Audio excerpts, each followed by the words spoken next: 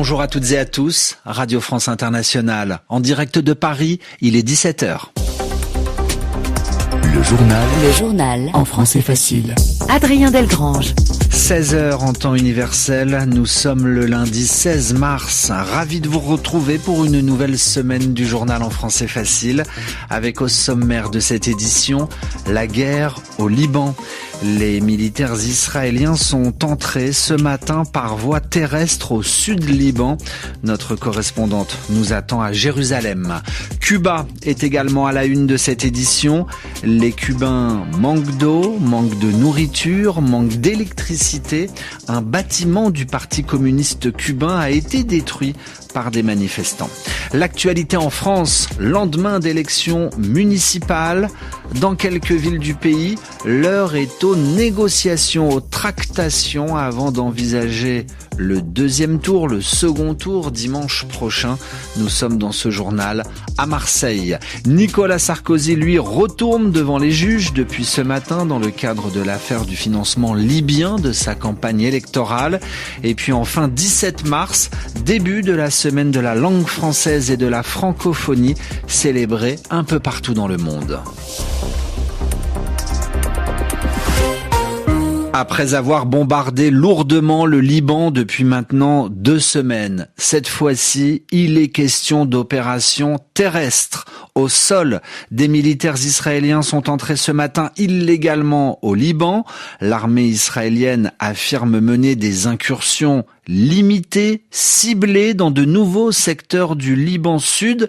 Peu de détails, mais c'est une pression supplémentaire sur tout un pays. Le récit à Jérusalem de Frédéric Misselin. Après une campagne de bombardement massif sur le Liban, l'armée israélienne annonce aujourd'hui mener des opérations terrestres limitées et ciblées. Depuis plusieurs jours, il y avait déjà des incursions de blindés israéliens et de troupes dans le sud du Liban. Ce matin, le porte-parole de l'armée dit que la zone d'opération a été étendue sans préciser jusqu'où. Certains médias israéliens parlent de plus de 7 km de profondeur, sans confirmation officielle. C'est la division 91 qui est à la manœuvre. Israël ne fait pas mystère de son intention d'instaurer par la force une zone tampon à sa frontière nord pour protéger ses habitants ciblés par les roquettes du Hezbollah. Le ministre de la Défense va plus loin aujourd'hui. Israël Katz affirme que les centaines de milliers d'habitants du sud du Liban qui ont reçu l'ordre d'évacuer depuis le début du conflit ne retourneront pas dans leur maison. Je cite, tant que la sécurité des Israéliens ne sera pas garantie. Frédéric Misselin, Jérusalem, RFI. Depuis le début de la guerre entre Israël et le Hezbollah, c'était le 2 mars dernier, les frappes israéliennes ont tué 886 personnes, vient d'annoncer le ministère libanais de la Santé. Par ailleurs, au 17e jour de cette guerre au Moyen-Orient, Israël annonce mener de nouvelles frappes en Iran, sur Téhéran, mais aussi Shiraz dans le sud du pays ou encore Tabriz dans le nord-ouest.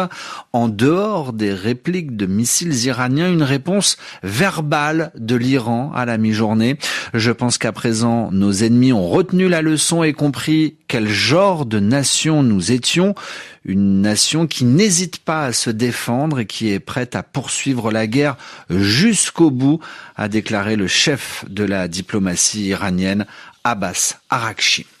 Il est midi passé de 5 minutes à la Havane. Cuba s'enfonce dans une crise économique et énergétique. De nombreux Cubains ont manifesté pour dénoncer les coupures de courant, mais aussi les pénuries, les manques de produits de base comme la nourriture. Signe de cette colère, à Morón, une ville du centre du pays située à environ 400 km de la Havane, des citoyens ont en partie détruit le bâtiment qui abrite le Parti communiste, le parti au pouvoir à Cuba.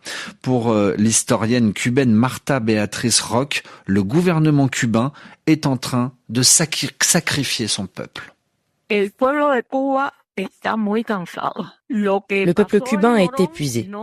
Ce qui s'est passé à Morón n'est pas une exception, même si on peut voir ça comme un cas isolé. Ce qu'il s'est passé à Morón, c'est précisément le résultat de tous les problèmes auxquels le peuple cubain est confronté. Les Cubains n'en peuvent plus. Le problème, c'est qu'ici, la répression est très forte. La dictature contrôle tout, y compris les lieux de travail. Alors, les gens ont peur d'être privés de leur travail, d'être expulsés de chez eux. Les Cubains tiennent bon, encore et encore, mais la situation est très difficile, à tout point de vue. Ceux qui nous gouvernent, enfin, je ne sais pas si on peut appeler ça gouverner, ce qu'ils veulent, c'est rester au pouvoir. Et rester au pouvoir, ça veut dire sacrifier le peuple. Le peuple cubain est plus que sacrifié. Des propos recueillis par Marcos Garcia Herrera.